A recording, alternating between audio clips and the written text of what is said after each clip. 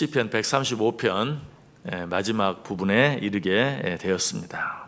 시편 135편은 자세히 보면 여호와를 송축하라는 명령으로 시작해서 여호와를 송축하라는 명령으로 끝나고 있는 것을 보게 돼요. 1절 보세요. 할렐루야, 여호와의 이름을 찬송하라. 여호와의 종들아 찬송하라. 그리고 마지막 절 21절도 예루살렘에 계시는 여호와는 시온에서 찬송을 받으실지어다. 할렐루야 라고 말하고 있죠. 뿐만 아니라 시편 135편은 할렐루야로 시작해서 할렐루야로 끝이 나고 있어요. 1절 다시 보세요. 할렐루야, 여호와의 이름을 찬송하라. 21절도 예루살렘에 계시는 여호와는 시온에서 찬송을 받으실지어다. 할렐루야. 여러분, 이것은 절대 우연이 아닙니다. 시인은 의도적으로 그렇게 하고 있는 것이, 어떤 글을 쓸 때 처음과 끝을 같이 말하는 것, 이것을 수미상관법이라고 말하는데, 이 수미상관법은 언제 쓰는가? 어떤 내용을 지극히 강조하기를 원할 때 그렇게 하는 것이, 그래서 시인은 무엇인가를 지금 지극히 강조하기 위해서 여호와를 찬송하라는 말을 처음과 끝에, 할렐루야라는 말을 처음과 끝에 반복해서 사용하고 있는 것이, 시인이 지금 강조하고 있는 것이 무엇입니까? 너무 분명하죠. 우리가 이미 읽어본 것처럼 뭘 강조하기 위해서? 여호와 하나님을 찬송하라는 사실을 강조하기 위해서. 할렐루야라는 말의 의미도 무엇입니까? 여러분, 표현만 다르지 할렐루야가 곧 여호와를 찬송하라는 것이, 아니 우리말과 히브리어로 나누어서 생각하니까 다른 거지 같은 것이죠. 할렐루야는 히브리어 언어고 여호와를 찬송하라는 그 말의 한국 번역이, 결국 이 말은 할렐루야 할렐루야로 시작해서 할렐루야 할렐루야로 끝나고 있다고 보면 되는 것이, 이처럼 시인이 지금 강조하는 것은 무엇이라고요? 하나님을 찬송하는 것이다. 자, 왜 우리가 하나님을 찬송하고 왜 우리가 하나님을 찬양해야 합니까? 시인은 지금까지 시편 135편을 시작하면서 1절과 21절 사이에 있는 긴 내용을 통해서 왜 우리가 하나님을 찬송해야 되는지 그 이유에 대해서도 구구절절히 설명해 주었어요. 저도 그 내용을 자세히 한 절 한 절 여러분에게 설교했어요. 그 모든 내용을 다시 설교할 수는 없고 그 구절들만 다시 한번 읽어보면서 그 내용을 다시 한번 생각해 보도록 하겠습니다. 자, 우리 3절 말씀 같이 한번 읽어볼까요? 시작. 여호와를 찬송하라. 여호와는 선하시며 그의 이름이 아름다우니 그의 이름을 찬양하라. 왜 하나님 찬양해야 한다고요? 여호와는 선하시며 그의 이름이 아름답기 때문에. 자, 4절도 같이 읽습니다. 여호와께서 자기를 위하여 야곱 곧 이스라엘을 자기의 특별한 소유로 택하였음이로다. 왜 하나님을 찬송해야 돼요? 하나님이 우리를 당신의 특별한 소유로 선택해 주셨기 때문에.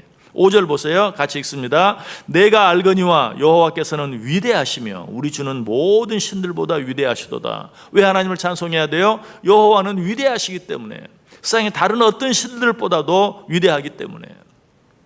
6절 같이 읽습니다. 여호와께서 그가 기뻐하시는 모든 일을 천지와 바다와 모든 깊은 데서 다 행하셨도다. 이 천지, 하늘과 땅 사이에서 일어나는 모든 일들을 보아라. 얼마나 하나님의 능력이 대단하냐. 하나님이 그 모든 것들을 창조하시고 지금도 다스리지 않느냐. 그러므로 너희는 여호와 하나님을 찬송해라. 7절 보겠습니다. 같이 읽습니다. 안개를 땅 끝에서 일으키시며 비를 위하여 번개를 만드시며 바람을 그 곳간에서 나시는도다. 6절 말씀과 하나님을 찬양해야 되는 동일한 이유를 또 한번 이야기하고 있죠. 자, 8절 말씀도 읽습니다. 그가 애굽의 처음 난 자를 사람부터 짐승까지 치셨도다. 아니, 이것도 하나님을 찬양해야 될 내용이나요? 맞아요. 언뜻 보면 굉장히 잔인한, 짐승의 첫 새끼, 사람의 첫 소생, 장자들을 친, 얼마나 잔인한 일입니까? 그런데 왜 이것도 우리가 하나님을 찬양할 이유가 된다고요? 당신의 택한 자들을 구원하기 위해서 그렇게 하신 것이기 때문에 마땅히 우리는 하나님을 찬송해야 한다. 또 10절과 11절 같이 읽습니다. 그가 많은 나라를 치시고 강한 왕들을 죽이셨나니 곧 아모리인의 왕 시혼과 바산 왕 옥과 가나안의 모든 국왕이로다. 아니 이건 또 왜 하나님을 찬양해야 될 이유가 됩니까? 쉽게 얘기하면 여러 나라를 쳤다는 얘기인데, 여러 나라와 전쟁을 했다는 이야기인데, 요즘 얼마나 전쟁 때문에 세계가 시끄럽습니까? 이스라엘과 팔레스틴과의 전쟁, 러시아와 우크라이나의 전쟁, 이게 정말 세계 평화를 얼마나 망치고 있어요. 그런데 여러 나라를 치시고 여러 왕들을 죽인 그것을 왜 우리가 찬송해야 합니까? 이건 역시 약속의 땅 가나안을 약속하신 대로 당신의 택한 백성들에게 주시기 위한 것이기 때문에 우리는 그 하나님을 찬양해야 한다. 12절 같이 읽겠습니다. 그들의 땅을 기업으로 주시되 자기 백성 이스라엘에게 기업으로 주셨도다. 그렇게 해서 약속하신 땅을 당신의 백성에게 주었어요.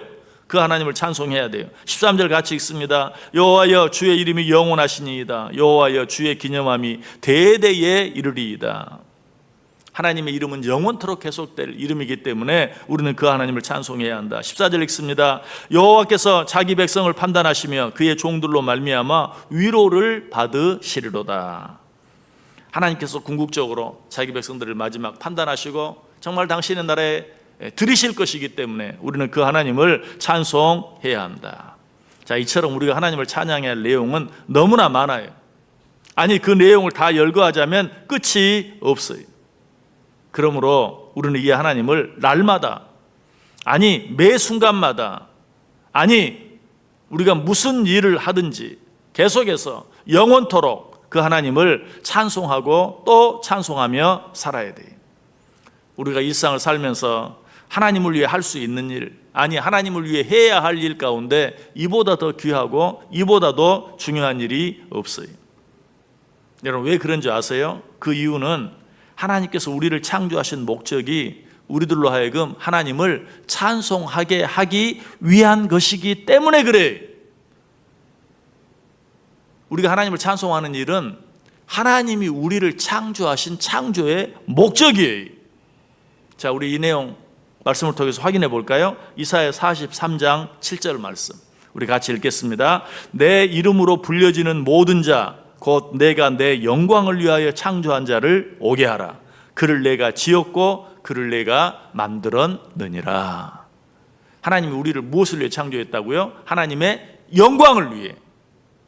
이것이 하나님이 우리를 창조한 창조의 목적이, 내가 그것을 위하여 너희를 지었고 너희를 만들었느니라 라고 말하고 있어요.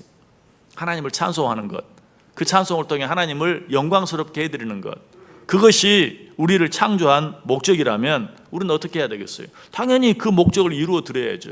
하나님 우리를 창조하신 가장 중요한 목적, 하나님의 이름을 찬송하게 하고 하나님의 이름을 찬송함으로 그를 영광스럽게 해드리는 것, 이것이 하나님 우리를 창조한 목적이라면 우리는 어떤 일보다도 먼저 무엇해야 돼요? 하나님을 찬양해야 돼요.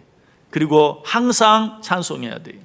또 무슨 일을 하든지 하나님을 찬송하는 일로 시작해서 하나님을 찬송하는 일로 마칠 수 있어야 돼요. 그것만이 우리를 창조하신 하나님의 창조 목적을 온전히 이루어 드리는 일이다. 우리가 그 일을 해 드릴 때만 우리 하나님은 어때요? 영광을 받으신다라는 것이. 자, 그런데 이처럼 우리가 찬양을 통해서, 찬송을 통해서 하나님을 높여드리고 하나님께 영광을 돌려드리면 하나님께서는 우리에게 어떻게 해주실까요? 우리는 항상 그렇잖아요. 하나님, 내가 이렇게 하면 하나님은 나에게 뭐 해주실 건데. 사실은 너무 계산적인 우리의 욕심이지만, 그러나 하나님께서도 우리가 하나님을 위해서 무엇을 해드리면 반드시, 물론 하나님께서는 우리에게 주실 수 있는 모든 것들을 다 주셨지만, 그럼에도 불구하고 우리가 하나님께서 원하시는 일을 해드리면, 우리가 하나님을 기쁘시게 해드리면, 우리가 하나님을 영광스럽게 해드리면 하나님께서 반드시 보상해 주세요. 어떻게 보상해 주십니까? 우리 그 내용 말씀을 통해 확인해 보겠습니다. 잠언 4장 8절 말씀. 잠언 4장 8절입니다. 제가 한번 읽어드릴까요? 그를 높이라, 그리하면 그가 너를 높이 들리라. 만일 그를 품으면 그가 너를 영화롭게 하리라. 우리 같이 다시 한번 읽어볼까요? 그를 높이라, 그리하면 그가 너를 높이 들리라. 만일 그를 품으면 그가 너를 영화롭게 하리라. 아멘. 우리가 하나님을 영광스럽게 해드리면, 우리가 하나님을 찬송함으로 그를 높여드리면 하나님이 어떻게 해주신다고요? 나도 너를 높이 들고 나도 너를 영화롭게 해주겠다. 여러분, 하나님께서 나를 높여주시는 은혜, 하나님이 나를 영화롭게 해주시는 축복, 이 은혜와 축복을 받아 누리길 원하세요? 어떻게 해야 돼요? 하나님을 영광스럽게 해드려야 돼요. 하나님을 찬송함으로 하나님을 기쁘시게 해드려야 돼요. 그렇게 해드리기만 하면 나도 너를 높여주겠다, 나도 너를 영화롭게 해주겠다. 오늘 하루 어떻게 살기를 원하세요? 오늘 하나님이 시편 135편을 하나님을 찬송하라는 말씀으로 시작하고 하나님을 찬송하라는 말씀으로 끝내고 있어요. 우리 하나님께 시편 135편을 할렐루야라는 말로 시작해서 할렐루야라는 말씀으로 끝내고 있어요. 오늘 하루 어떻게 사시겠어요? 할렐루야, 하나님을 찬송하는 일로 시작해서 할렐루야, 하나님을 찬송하는 일로 맞춰보세요. 그렇게 하면 하나님께서도 여러분 인생 전체를 높여주시고 영화롭게 해주실 것이, 이 말씀의 의미가 무엇인지, 이 약속의 의미가 무엇인지 하나님을 온전히 찬송함으로 말미암아, 하나님을 온전히 영광스럽게 해드림으로 말미암아 확인하고 체험하고 누리며 살아갈 수 있는 저 여러분 꼭 될 수 있기를 주님의 이름으로 간절히 축원합니다.